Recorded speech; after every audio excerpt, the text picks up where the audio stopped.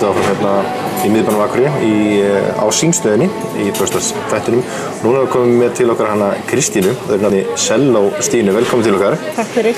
Við höfum aðeins verið að fylgjast með þér á netinu, þú ert núna að halda tónleika og fyrsta tilfinning sem ég fekk var að þú er svona einsmanns hljómsveit.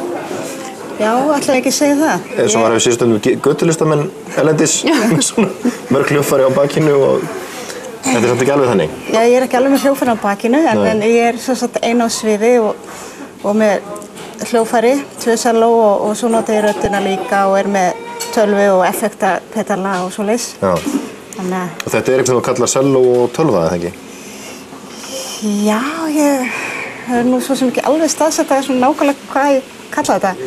Ég er bara fyrst og fremst sellóleikari sem gerir raftónlist og eigin músík og notast við tölvur til þess að hjálpa mér og effektatæki og svoleiðis. Hvernig kom það til að þú ákvaðst að fara út í þessa tegund? Já, það hefur nú alltaf blundið í mér þessi sköpunar þrá og kraftur og svo fór ég í raftónlistarnám. Já, það kom 5 ár síðan þannig í tónlistarskólanum í Kópavogi og þá bara opnaðist fyrir mér alveg nýr heimur og þá fann ég bara, nú er ég komin heim. Já. Og ég útskrifast þaðan fyrir ári síðan með sem sagt framhaldspróf í raftónlist. Þannig að þú byrjar í rauninni í klassíska? Já, í grunninn er ég klassískt menntaður sellóleikari og svo bætti ég þessu við mig. Hvernig byrjar tónlistina? Byrjar á að semja eitthvað að selló eða byrjar á að finna eitthvað í tölvunni eða hvað? Það er mjög mismunandi, það er misjafnt.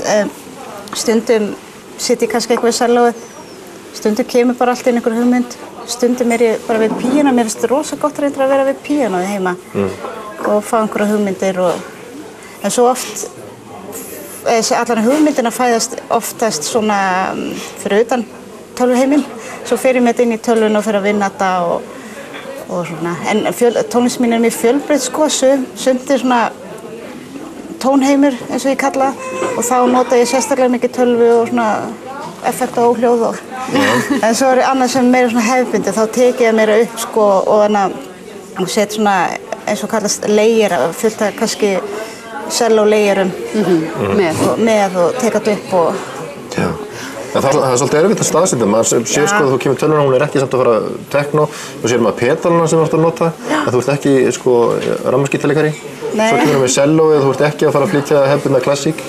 Já. Þetta er einhvers konar blanda eða hvað á öllu? Já, þetta er svolítið blanda svona, það er rétt hjá þér. Ég á sjálf erfitt með að staðsetja mig, ég bara, já, og eins og tónleikarnir sem ég verður með á mánudag, þetta verður allt frá, ég byrja með svona tónheim sko, og er með svo kallað quadrafónik.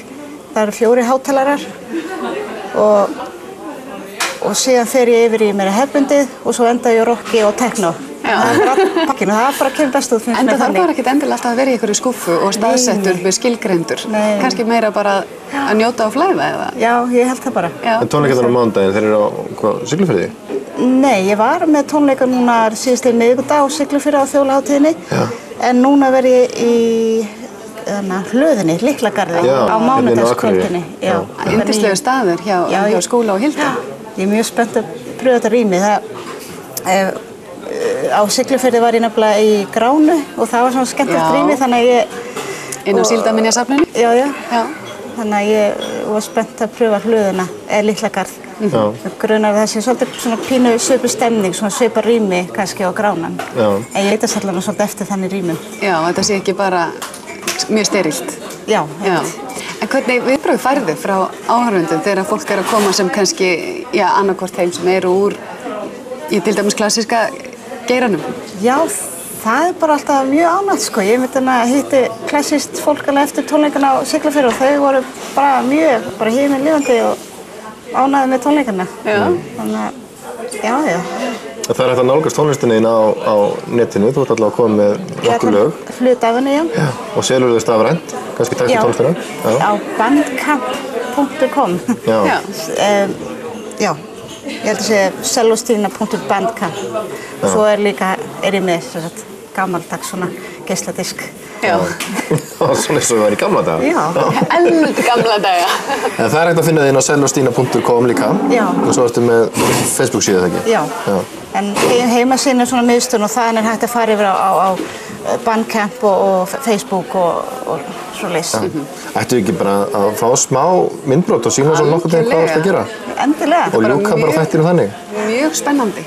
Takk fyrir að koma og ég hvet fólk til þess að mæta í Litlagarð. Það verður alveg pottþétt einstök upplifun að upplifa selló, rafmagns, tegund og tónlist í þessu rými. Já, algjörlega. Bara verið velkomin. Takk fyrir. Erum við að klára þáttinn? Já, þannig klárum við þáttinn bara og endum það á sellóstínu. Bara þakka fyrir okkur og sjáumst eftir næsta föstudag. Góða helgi.